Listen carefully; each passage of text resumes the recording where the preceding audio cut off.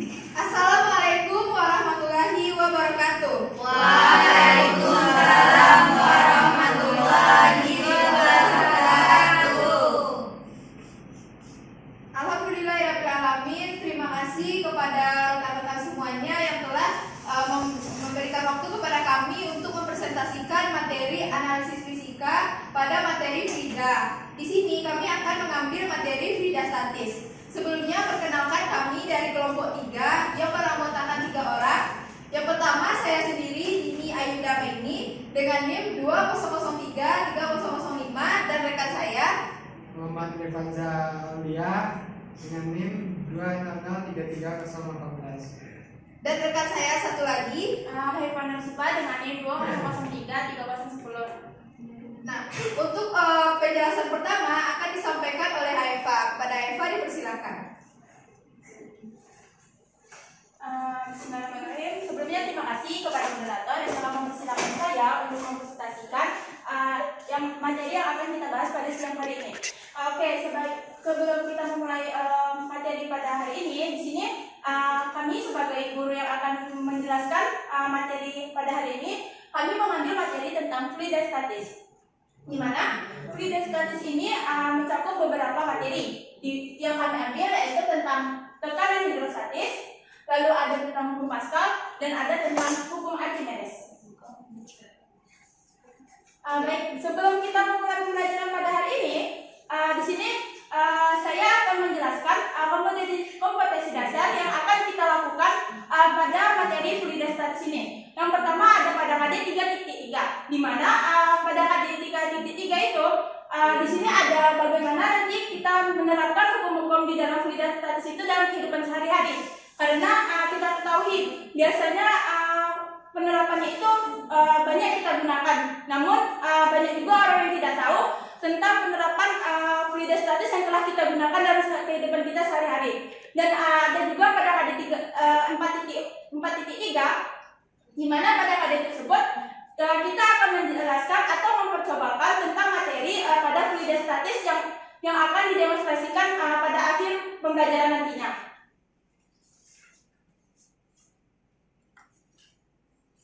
Oke, di sini juga ada tentang tujuan pembelajaran. Di mana tujuan pembelajaran ini yang pertama itu ada tentang nanti kita akan mengetahui tentang pengertian dari tekanan hidrostatis. Yang kedua, kita juga akan mempelajari bagaimana dan apa saja besaran-besaran yang ada di dalam tekanan hidrostatis tersebut.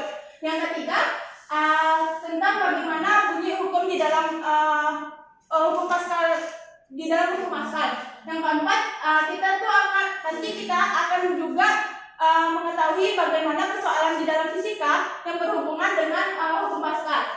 Yang kelima, nanti di sini kami juga akan menjelaskan tentang bagaimana bunyi hukum Archimedes serta bagaimana penerapan dalam kehidupan sehari-hari dan mempercobakan hukum Archimedes itu seperti apa. Baik, di sini kan ada ilustrasi tentang bagaimana kapal itu bisa terapung. Nah, bagi Anda semua, siapa yang nggak asing lagi dengan kapal terapung ini? Siapa yang belum pernah lihat? Ada yang belum pernah lihat tentang kapal terapung? Sudah lihat semua kan? Nah, jadi di sini kami akan menjelaskan nantinya bagaimana kapal ini bisa terapung. Nah, kan kita ketahui nih, kapal itu kan berat. Nah, namun kita juga mengetahui seperti batu yang kita lemparkan di dalam air, batu itu akan tenggelam. Oke? Lalu mengapa pada kapal ini tidak tenggelam? Apa alasannya? Ada yang tahu? Apa hal yang mempengaruhi? Gaya apung. Oke, selain gaya apung ada lagi? Nah, dari ilustrasi tersebut, di sini Ibu ada pertanyaan nih tentang apakah ada gaya yang mempengaruhi pada peristiwa tersebut? Peristiwa gaya apa saja? Pertanyaan yang kedua, apa besaran yang mempengaruhi kapal tersebut bisa terapung? Masa Masa percepatan benda. Lalu lagi? kecepatan. Oke, mungkin yang Anda semua jelaskan tadi itu sudah benar. Dan untuk penerapan secara terperincinya akan dijelaskan oleh pemateri selanjutnya. Baiklah, sekian dari saya kembalikan kepada moderator. Baiklah, terima kasih sebelumnya kepada Ibu Guru Eva yang telah menjelaskan mengenai pendahuluan tentang fluida statis ini. Nah, tadi kan sudah dijelaskan salah satu peristiwanya itu ada kapal yang berada di atas air. Nah, itu kan bertanya, mengapa sih kapal yang begitu berat bisa merakup di atas air dan bisa bergerak dengan bebasnya? Lalu, selain mengenai kapal tadi, kita juga akan membahas beberapa materi seperti yang ada di slide ini. Nah, untuk konsep pertama tentang konsep fluida statis, tentang tekanan dan juga tekanan hidrostatis akan dijelaskan oleh Revanza. Kepada Revanza dipersilahkan. Baik, di sini saya akan melanjutkan materi yang dimana dijelaskan oleh Eva tadi. Nah,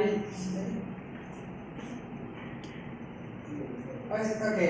Ada yang tahu fluida? Belum ya? Selain dari cair.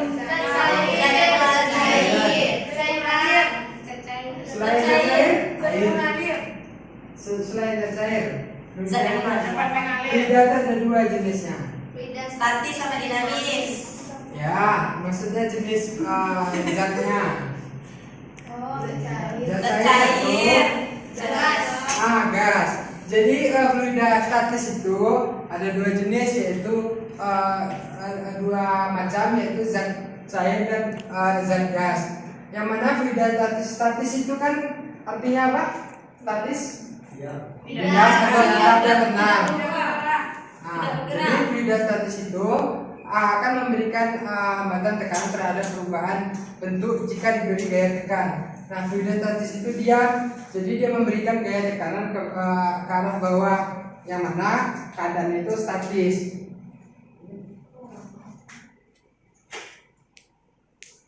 Nah, selanjutnya tekanan. Ada yang sering tertekan? Oh, jadi tertekannya kenapa tuh? Panas, gas, udara. Saya ada mengutip sebuah kata dari angku saya. Jadi bagaimana yang mana kita hidup itu selalu diberi tekanan atau apa? Kita hiduplah seperti yang kita pelajari ini fluida, karena dia walaupun ditekan dia tetap berusaha beradaptasi dengan lingkungannya. Nah, tapi beda yang bukan tekanan itu ya di sini. Tekanan itu merupakan gaya yang bekerja tegak lurus terhadap suatu permukaan bidang dan dibagi luas permukaan tersebut.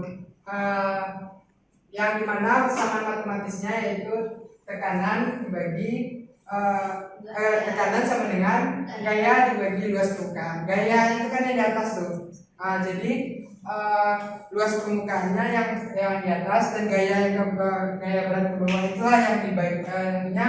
Jadi gaya gerak permukaan, gaya berat ke bawah dibagi luas permukaannya. Nah, bisa dilihat pada gambar ini, kan ini gayanya nih, gaya luas permukaan dibagi luas permukaan yang ada di bawah.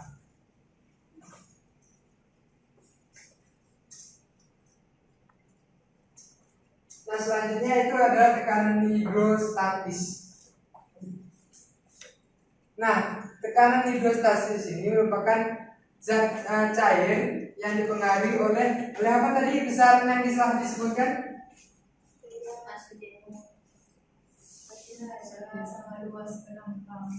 Ya, luas penampang yang ke bawah kecepatan apa?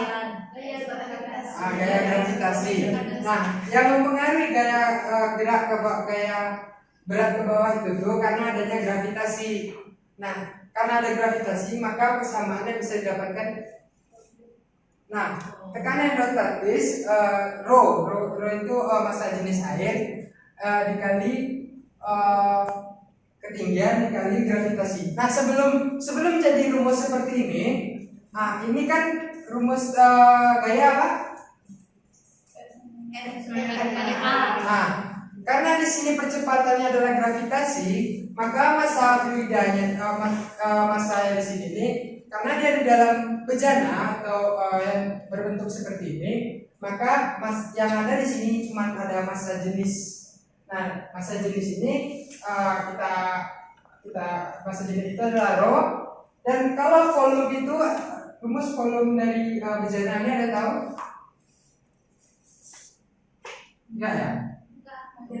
Nah, rumus dari volume kan dari bejana ini alas dikali tinggi. Nah, makanya di sini ini ada alas atau luas permukaannya. Jadinya ada luas permukaan dikali tinggi dari bejana tersebut dibagi luas permukaan yang tadi rumusnya tekanan sama dengan F per A. Nah, makanya didapatkan rumus lebih dari karena luasnya bisa dibagi, maka rho dikali gravitasi dikali ketinggian. Nah, dari situlah asal muasal tekanan hidrostatis. Oke, selanjutnya yaitu contoh soal, karena dari kasih materi pasti adanya namanya latihan. Nah, di sini ada kalian bayangkan tabung sedikit 20 cm dengan fluida dengan dalamnya fluida. Nah, tentukanlah tekanan hidrostatis pada tabung jika gaya gravitasinya itu percepatan gravitasinya itu 10 meter per second kuadrat. Nah, jika tabung berisi air, massa jenis air ada yang tahu berapa? 1000 gram per Satuannya? kilogram per meter kubik. Nah, diketahui tingginya kan 0,3. Maka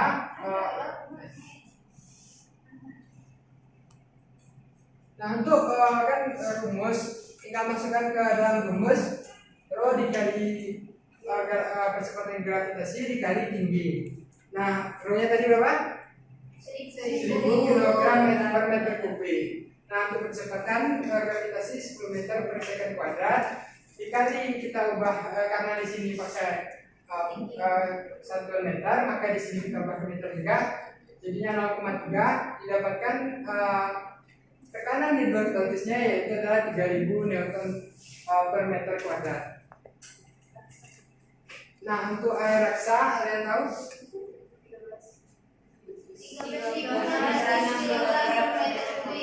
Oke, sama aja ya penjelasannya, tinggal masukkan massa jenis raksa dikali percepatan gravitasi dikali tinggi, didapatkan hasilnya yaitu 40.800 Newton per meter kuadrat. Gampang kan? Ya. Oke, cukup sekian. Saya lanjutkan dengan guru yang ada di sini. Oke, sebelumnya kita sapa kembali. Bagaimana kabarnya Nanda? Apakah masih bersemangat? Masih. Oke, kita lanjut ya. Tadi kita sudah membahas mengenai bagaimana itu konsep dari fluida dan fluida statis. Kemudian kita juga membahas tadi mengenai tekanan dan juga tekanan hidrostatis beserta contoh soalnya. Apakah Nanda sudah paham mengenai materinya? Sudah, Bu. Untuk selanjutnya kita akan membahas mengenai hukum-hukum yang ada di fluida statis ini. Nah, untuk hukum yang pertama yaitu hukum Pascal. Hukum Pascal ini akan dijelaskan oleh Eva. Pada Eva dipersilakan.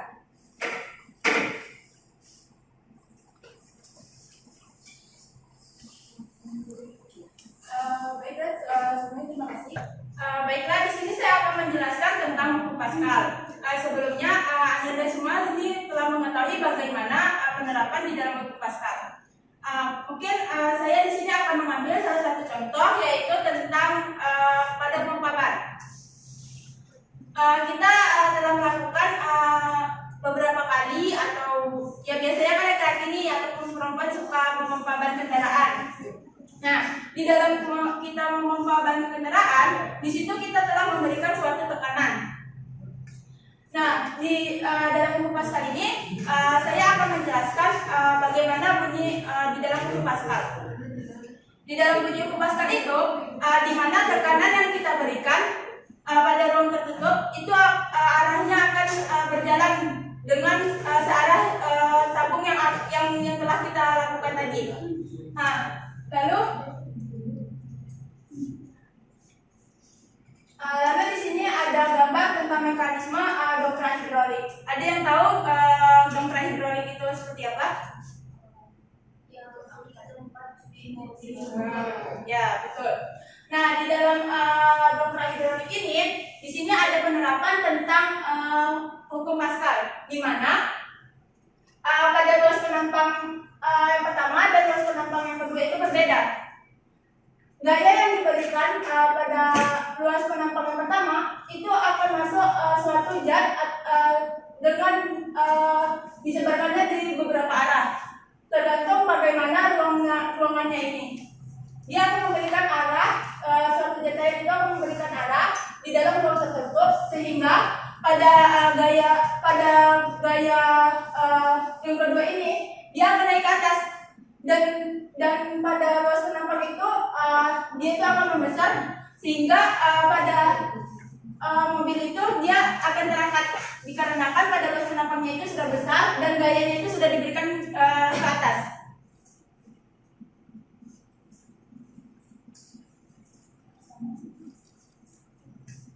Mungkin di sini saya akan membuat persamaan di dalam hukum Pascal. Tadi kan kita sudah membahas tentang hukum Pascal, yaitu tentang suatu tekanan. Pada materi sebelumnya sudah dijelaskan bagaimana rumusan dari tekanan. Dia masih ingat gimana rumus tekanan tersebut? P sama dengan F per A. Di situ tadi kan ada pada tekanan yang pertama dan yang kedua. Jadi tekanan yang pertama itu sama dengan P2. Di mana P ini kan adalah F 1 per 1 per A1 sama dengan F2 per A2. Nah, ini adalah persamaan dari hukum Pascal. Lalu di sini ada contoh penerapan dalam hukum Pascal. Mungkin pada Ananda semua mungkin nggak asing lagi dengan contoh penerapan hukum Pascal. Yang pertama ada ini. Ada yang tahu ini gambar apa? Dongkrak hidrolik. Ini itu sumur yang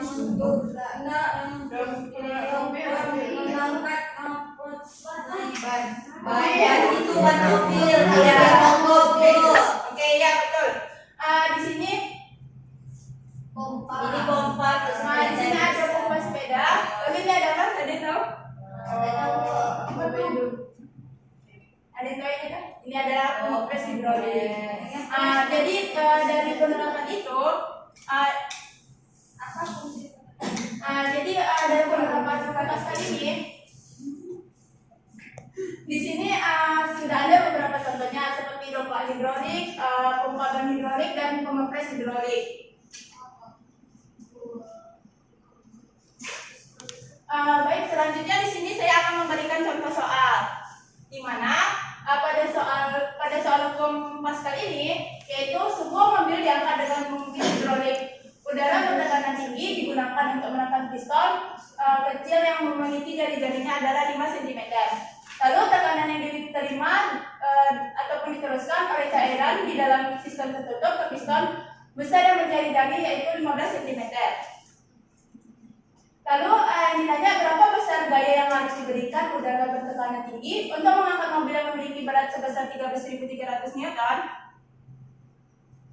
Oke, di sini yang diketahui apa saja?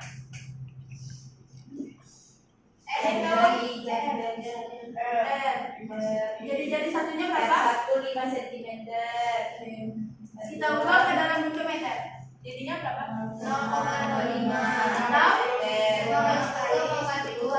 2 meter. Lalu yang kedua, apa yang kedua? kedua? R2 15 cm. Berapa? 15 kali 10 pangkat 2.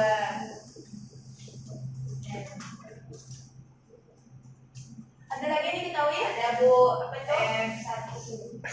Iya. Iya berat. Berapa? 13.300 Newton. Oke, yang ditanya apa? Ayo. F2 Bu. F2 yang ditanya.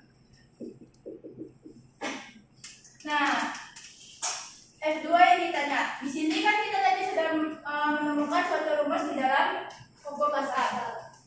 Rumusnya yaitu F1 plus A1. sama dengan F2 per A2. Apa yang diketahui tadi? Yang ditanya yaitu adalah F1 dan yang diketahuinya itu adalah F2. F2 nya itu dengan nilai 3.300 meter. Yang ditanya adalah F1. Maka F1 itu sama dengan A1 dibagi dengan A2 dikali dengan F2. Di mana pada rumus luas permukaan itu kan ada A sama dengan VR kuadrat. Nah, di sini kita ganti A-nya yaitu A1-nya dengan VR kuadrat 5 dikali 10,2 meter dibagi sama 15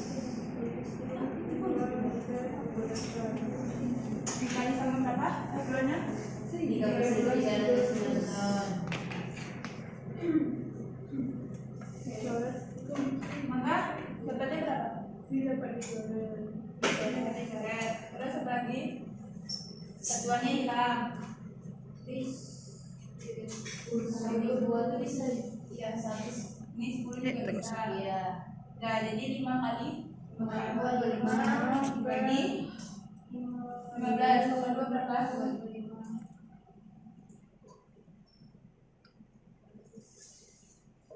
Berapa? Ada yang tahu hasilnya berapa? 14.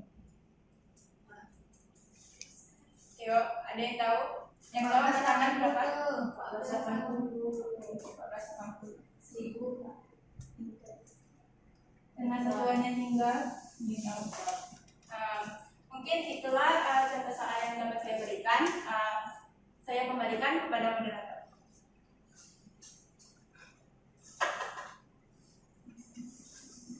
Baiklah, terima kasih kepada Eva. Nah, sampai sejauh ini apakah Anda semuanya ada pertanyaan atau ada yang diragukan? Tidak, Bu. Ya, baik kita lanjut. Nah, tadi kita sudah dari awal kita sudah tahu mengenai bidang, tekanan isostatis, lalu mengenai hukum Pascal, di mana kunci dari hukum Pascal ini jika air dalam suatu bejana yang tertutup atau tadi dalam dokter hidrolik itu ada satu aliran kan, jika salah satu ujungnya itu diberi tekanan, maka tekanan itu akan menyebar ke seluruh ruangan atau dalam ke seluruh bejana itu. Nah, itu akan memberikan tekanan juga pada ujung satunya lagi. Nah, coba Anda bayangkan dalam satu ruangan ini itu dipenuhi oleh bola-bola yang sangat banyak. Nah, jika kita memberikan tekanan pada salah satu bola, maka bola itu akan menekan temannya lagi. Nah, saling menekan bola itu. Jadi semua bola yang ada di ruangan ini akan mempunyai tekanan yang sama. Nah, itu adalah konsep dari hukum Pascal. Selanjutnya, ada juga hukum lainnya yaitu hukum Archimedes. Nah, bagaimana pula bunyi dari hukum Archimedes ini? Nah, menurut hukum Archimedes, itu benda yang tercelup sebagian atau seluruhnya ke dalam fluida akan mengalami gaya angkat ke atas atau gaya apung yang besarnya sama dengan berat fluida yang dipindahkannya. Nah, nilai dari gaya apung ini dapat diperoleh dari selisih gaya berat udara dengan gaya berat benda dalam fluida.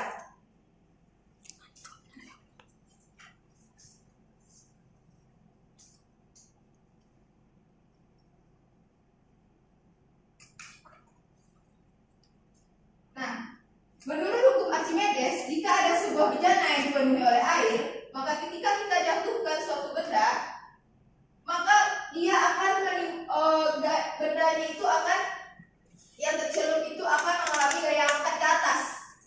Jadi bendanya itu tidak langsung tenggelam, tapi akan ada gaya yang mendorongnya ke atas. Namun posisinya nanti tenggelam, merapung atau melayang itu tergantung kepada massa dari benda tersebut. Nah, sebelum kita mempelajari hal itu, kita pelajari dulu bagaimana besarnya gaya apung yang mempengaruhi posisi benda. Baik, sebelum kita mempelajari lebih lanjut mengenai hukum Archimedes ini, nah, dalam hukum Archimedes itu terdengar bunyi gaya apung. Apa sih gaya apung itu? Nah, gaya apung itu adalah gaya angkat ke atas yang ada pada zat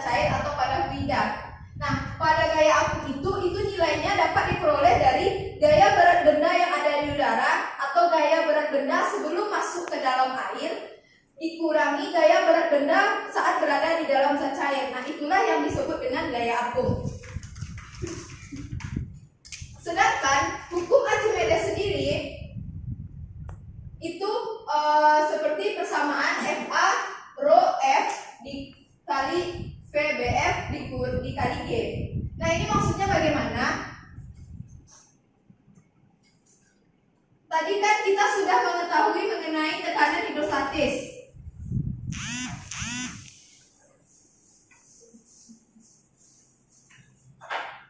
Mengenai tekanan hidrostatis di mana rumusnya yaitu P rho kali G dikali H.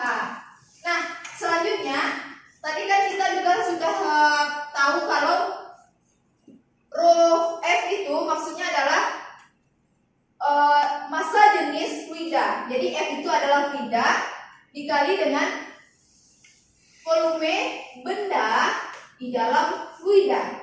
Nah, karena kita hukum Archimedes ini berhubungan dengan air, maka volume benda yang dihitung itu adalah volume benda yang ada di dalam air. Misalnya nanti jika bendanya itu berada seperti ini, maka volume yang diukur itu adalah benda yang tercelup itu yang di dalamnya, bukan yang muncul di permukaan. Nah, jadi ini volume yang diambil. Selanjutnya dikali dengan gravitasi. Nah, oke. Sebelumnya Anda tahu tidak kalau misalnya benda kita masukkan ke dalam air, maka benda itu akan mengalami 3 keadaan. Ada yang tahu apa saja?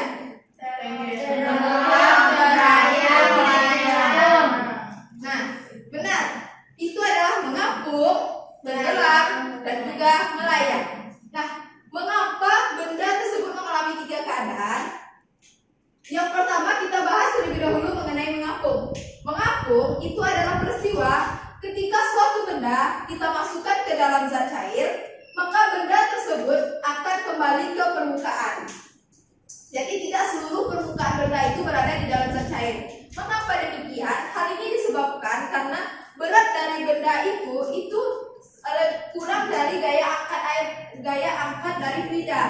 Tadi kan kita sudah bahas bahwa fluida itu mempunyai gaya angkat ke atas yang berlawanan dengan gravitasi. Nah, semua benda itu mempunyai gaya berat. Gaya beratlah yang menyebabkan benda itu jatuh ke bawah. Namun, karena ada gaya angkat ke atas tadi, maka benda itu akan melawan jatuhnya benda itu. Nah, jika volume atau volume gaya berat benda itu kurang dari gaya angkat tadi, maka benda akan tetap di permukaan.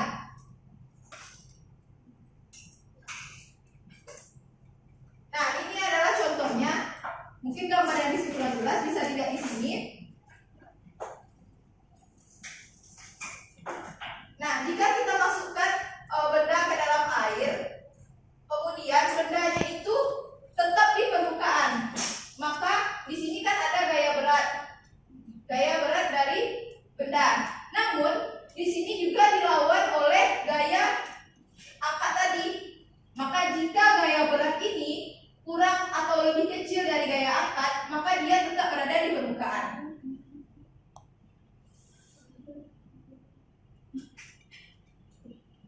Nah, ini adalah persamaannya, di mana kan kita tahu bahwa gaya berat lebih kurang dari gaya apung. Nah, gaya berat rumusnya adalah M kali G lebih kurang dari rho F kali G kali VBF. Nah, persamaan dari tekanan tadi. Nah, di sini kan sama-sama ada gravitasi, sehingga massa benda kurang dari massa jenis air dikali dengan volume benda yang tercelup.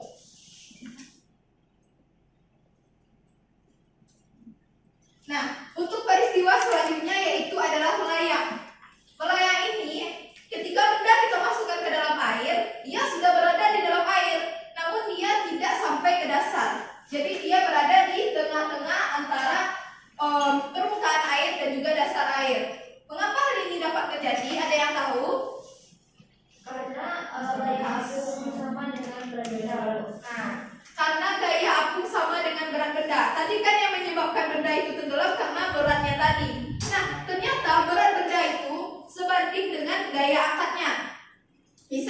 berat benda itu 10 Newton. Maka gaya angkatnya itu jika dia bisa melayang, maka gaya angkatnya itu sebesar 10 Newton juga. Kalau dia sama, maka dia berada di tengah-tengah, tidak tenggelam dan juga tidak berada di permukaan.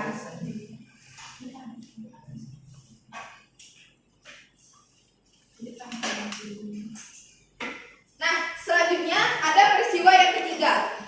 Peristiwa yang ketiga ini benda berada di permukaan, di dasar dari bejana.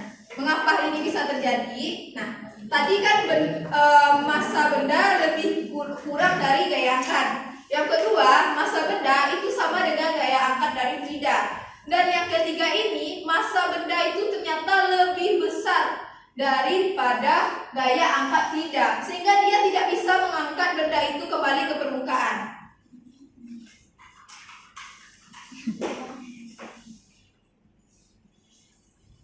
Oke, untuk lebih jelasnya, tadi kan hanya gambar.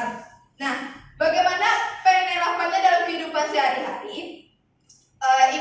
Ibu minta kepada Ananda ada 2 orang perwakilan untuk membantu percobaan di depan. Oke, silakan Gita dan Hani. Boleh mau pulang terus.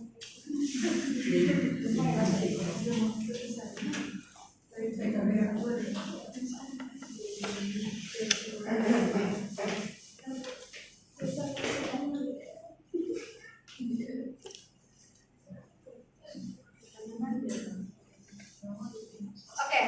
Nah, di sini dapat Ananda lihat bahwa di sini ada 3 air. Namun di sini airnya itu sebenarnya sudah dicampurkan sesuatu. Nah, nanti kita akan mengetahui apa campuran dari air tersebut. Nah, di sini juga ada telur. Telur ini jika pada air yang normal yang belum kita campurkan apa-apa, itu dia akan tenggelam. Namun bagaimana jika kita masukkan ke dalam 3 air ini, apa yang akan terjadi? Nah, sebelumnya Ibu minta kepada Hani terlebih dahulu, coba masukkan telur itu ke dalam salah satu air. Mana suka Hani? Ini Bu.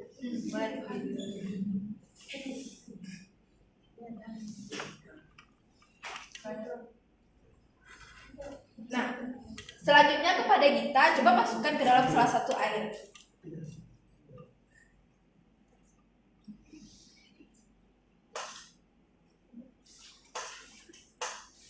Nah, untuk telur yang ketiga, Ibu yang akan masukkan. Nah. Oke, sebelum kita menarik kesimpulan, nah terima kasih kepada Hani dan Gita. Silakan kembali ke tempat.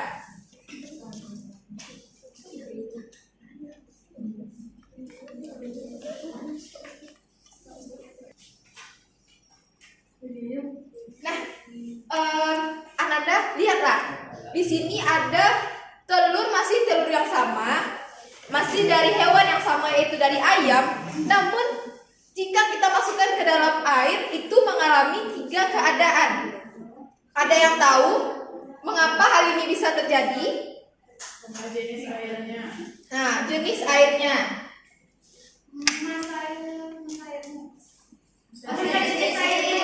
Massa jenis airnya berbeda. Nah, sebelumnya pada air ini telah dicampurkan beberapa kadar garam. Untuk air yang pertama itu dicampurkan 5 sendok garam. Nah, untuk air yang kedua itu dicampurkan 3 sendok garam.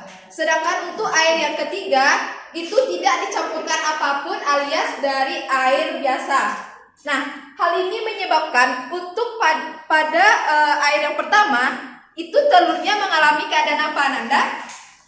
Yang mana yang pertama, Bu? Melayang. Terapung. Nah, mengapa? Coba lihat di sini di telur itu ada muncul permukaannya sedikit yang tidak semuanya di dalam air. Nah, ini adalah peristiwa dari mengapung. Untuk air yang kedua, Melayang. mengapa melayang? Karena tidak di permukaan dan tidak juga di dasar. Nah, iya, karena seluruh badan dari seluruh telur itu berada di dalam air, namun dia tidak sampai ke dalam dasar dari gelas ini. Ya. Nah, untuk air yang ketiga ini namanya Tenggelam. tenggelam.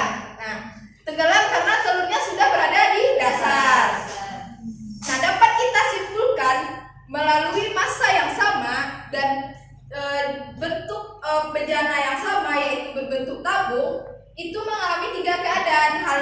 disebabkan karena perbedaan dari massa jenis zat cair. Nah, massa jenis zat cair ini berbanding lurus dengan gaya angkat tadi. Jika massa jenisnya itu lebih besar, maka gaya angkatnya juga akan lebih besar, menyebabkan benda yang kita masukkan mengalami terapung tadi. Nah, jika massa jenisnya itu lebih kecil, maka gaya angkatnya juga akan lebih kecil, sehingga benda yang kita masukkan, benda yang sama itu akan tenggelam. Nah, di sini juga ada video dari penerapan di kehidupan sehari-hari. Sebelumnya, sebelumnya ada yang tahu ini siluet gambar apa? Kapal selam. Kapal selam. Nah, tahu tidak kapal selam itu bisa tenggelam, lalu bisa berjalan di dalam air, lalu bisa kembali lagi ke permukaan. Nah, ini berbeda dengan fenomena kapal pada awal tadi. Kalau kapal kan hanya berada di permukaan saja alias mengapung. Tapi kalau kapal selam, dia bisa mengalami 3 keadaan sekaligus. Nah, mengapa hal ini bisa terjadi? Mari kita simak video ini. Pertama-tama kita harus meyakini sebuah kapal selam.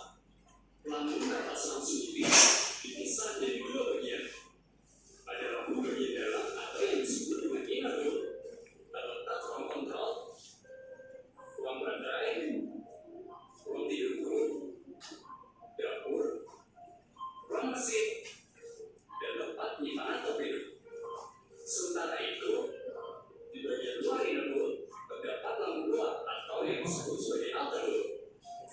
Nah, pertanyaan kenapa kapal selam bisa menyelam dan bisa tinggi lagi ke permukaan akan terjawab jika kita melihat bagian di antara inner hull dan outer hull ini.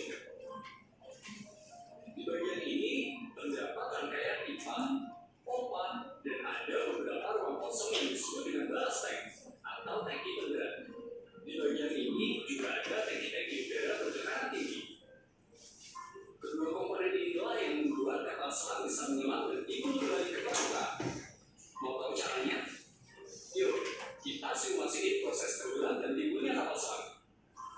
Pada saat kapal selam berlayar di permukaan, ballast tank dijaga agar tetap kering dan tetap terisi dengan udara.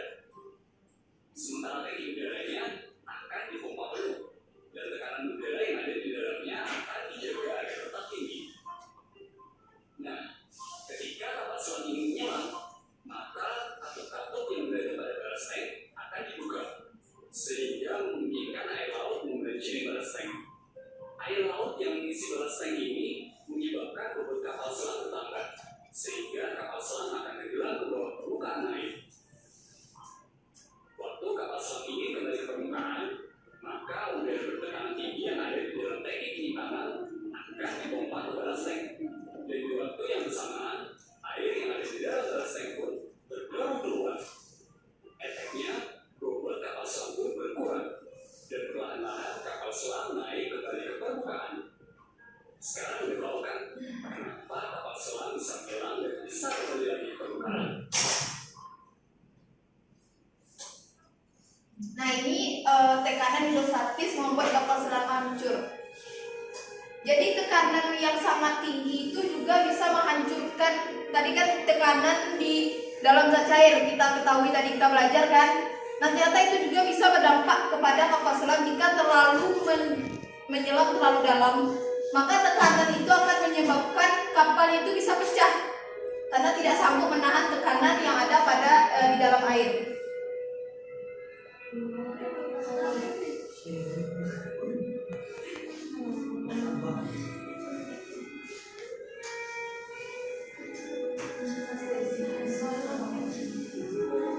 Masih ingat kan KRI Nanggala yang pernah tenggelam?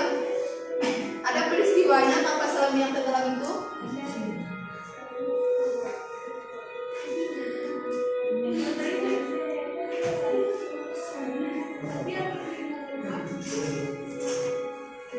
Nah, ini akibat dari tekanan zat cair yang begitu besar.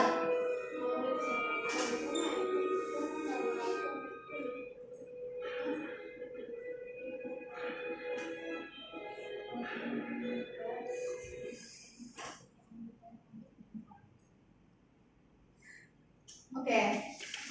Nah, sudah nampak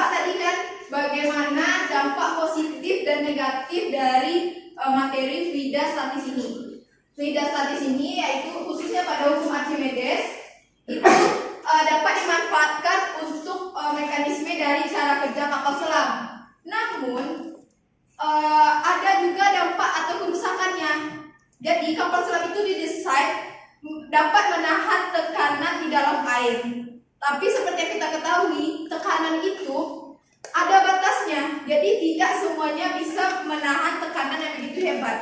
Jadi jika tekanan itu melebihi dari batas yang telah ditetapkan atau yang telah dirangkum, maka dia akan mengalami kerusakan. Contohnya seperti peristiwa tenggelamnya kapal selam Nanggala tadi, di mana kapal itu menyelam terlalu dalam sehingga tekanannya itu sangat besar menyebabkan kapalnya menjadi pecah dan tenggelam di dasar Palung. Nah, tadi kan sudah kita belajar mengenai teori dan juga penerapannya dalam kehidupan sehari-hari. Selanjutnya ada contoh soal di mana ada sebuah benda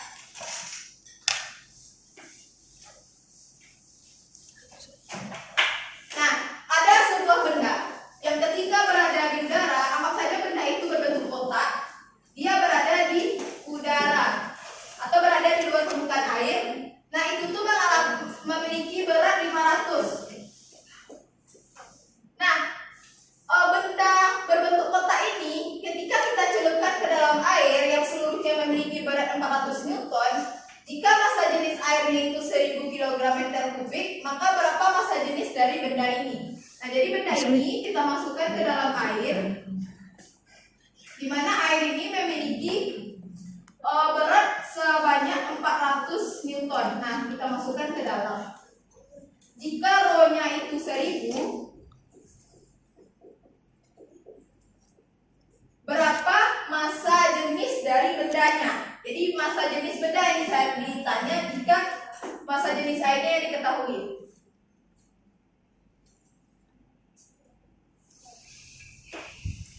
Oke. Nah, kita bisa menggunakan rumus yang pertama tadi, yaitu kita dari gaya angkat, gaya berat benda di udara dikurang dengan berat benda pada zat cair atau pada fluida. Nah, kita masukkan ke dalam rumus sehingga didapat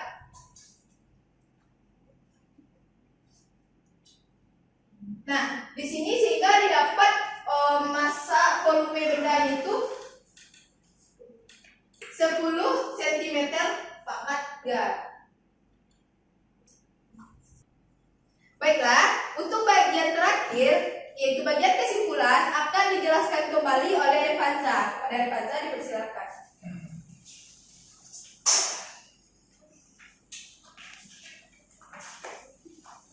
Oke, karena kita sudah belajar banyak materi yang telah dijelaskan oleh ibu-ibu ini dan bapak, jadi karena setiap pembelajaran itu kita harus ada namanya inti kesimpulan apa yang bisa kita ambil dari materi ini. Nah, kesimpulan yang pertama, ada yang coba satu-satu menyimpulkan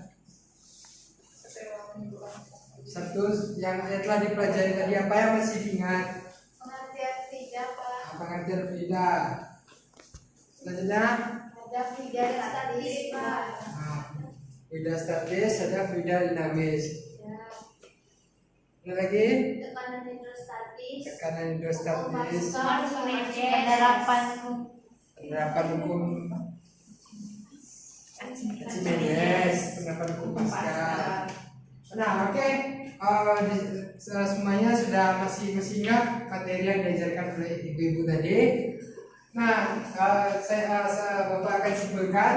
Yang pertama, fluida yaitu suatu zat yang dapat mengalir serta akan memberikan hambatan atau tekanan terhadap perubahan bentuk jika diberi gaya atau ditekan. Nah, kalau fluida statis, tadi kan fluida statis itu adalah tetap atau diam. Nah, maka fluida statis yaitu adalah zat fluida yang tidak bergerak dan kondisi diam, atau walaupun bergerak tapi kecepatannya di antara partikel tersebut tidak ada perbedaan. Nah, selanjutnya adalah tekanan hidrostatis yang tadi mana saya jelaskan tadi, merupakan tekanan dari zat cair ke semua arah pada suatu benda. Tekanan ini diakibatkan karena adanya gaya gravitasi menuju ke bawah dari bejana tadi. Oke, selanjutnya itu bunyi hukum Pascal. Coba Ananda yang ke sana, coba dijelaskan hukum Pascal itu yang gimana tadi? Bunyi hukum Pascal yaitu tekanan yang diberikan kepada zat cair dalam ruang tertutup akan diteruskan sama besar ke segala arah. Oke, pintar. Oke, selanjutnya bunyi hukum Archimedes tadi masih ingat? Ada lagi? Oke, di ujung bunyi hukum Archimedes gimana? Jadi bunyi hukum Archimedes yaitu sebuah benda yang tercelup sebagian atau seluruhnya ke dalam lidah akan mengalami gaya ke atas atau gaya apung yang besarnya sama dengan berat lidah dengan dipindahkannya. Oke, pintar sekali ya anak-anak bapak semua. Oke, dari semuanya telah mencakup semuanya. Mungkin saya bapak kembalikan kepada ibu moderator. Ibu.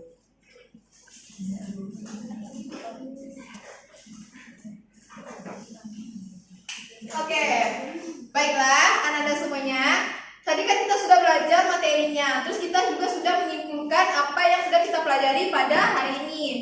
Nah, selanjutnya untuk meningkatkan pemahaman dari anak-anak semuanya, di sini ibu mempunyai 2 soal. Namun karena waktu kita terbatas, maka soal ini akan dijadikan PR dan akan dikumpulkan pada pertemuan selanjutnya. Baiklah, demikianlah presentasi materi Frida Statis oleh kelompok 3. Mohon maaf apabila ada kesalahan dan kekurangan dalam penyampaian kami. Dan terima kasih atas partisipasi dan juga bantuan dari rekan-rekan semuanya. Akhir kata kami sudahi. Wassalamualaikum warahmatullahi wabarakatuh. Waalaikumsalam warahmatullahi wabarakatuh.